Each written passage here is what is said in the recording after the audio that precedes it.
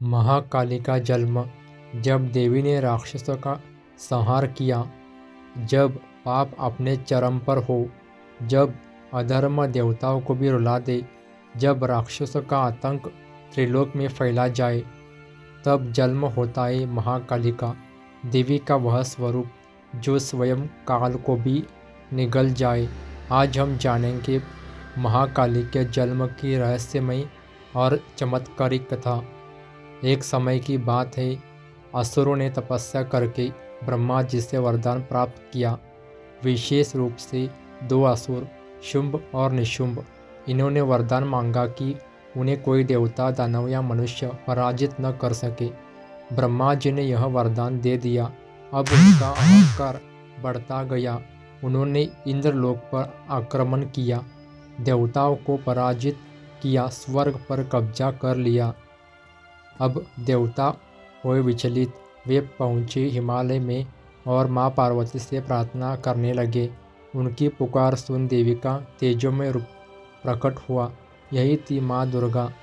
माँ दुर्गा ने कहा, यदि असुरों का संहार करना है तो मेरे भीतर का रौद्र रूप प्रकट करना होगा। इधर शुंभ और निशुंभ को देवी की सुंदरता का पता चला।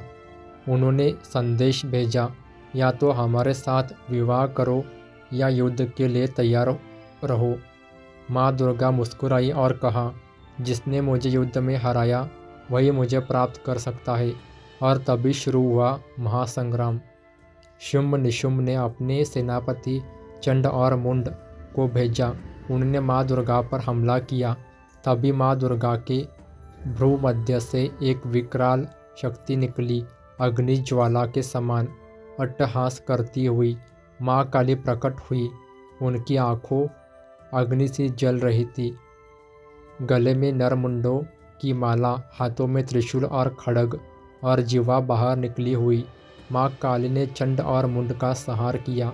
माँ दुर्गा ने हंसते हुए कहा, काली, तुमने चंड और मुंड का वध किया है, अब से तुम चामुंडा कहलाई जाओगी। इसके बाद आया सबसे भयंकर राक्षस, रक्त बीज। उसके शरीर से गिरा हर रक्तकण एक नया रक्त बीज बन जाता था। देवता और देवी चिंतित हो उठे। तब महाकाली ने अपनी जिह्वा फैलाई और रक्त बीज के गिरते रक्त को पीने लगी। इस प्रकार एक भी बीज भूमि पर नहीं गिरा और रक्त बीज का अंत हो गया। युद्ध तो समाप्त हो गया था, लेकिन महाकाली का क्रोध थम नहीं रहा था। वह तांडव में लीन थी। हर वो विनाश हो रहा था। देवताओं ने भगवान शिव से प्रार्थना की। शिव स्वयं जाकर महाकाली के मार्ग में लेट गए। जैसे ही महाकाली ने अपने चरणों के नीचे शिव को देखा, उनकी चेतना लौटी। क्रोध शांत हुआ, तांडव समाप्त हुआ।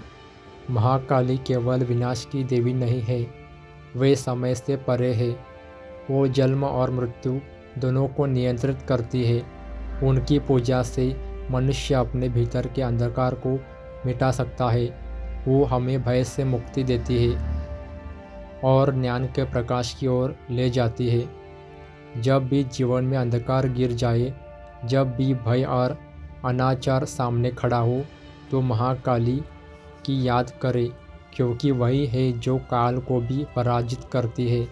अगर आपको यह कथा प्रेरणादायक लगी तो वीडियो को लाइक करें, चैनल को सब्सक्राइब करें और कमेंट में लिखें जय महाकाली। धन्यवाद।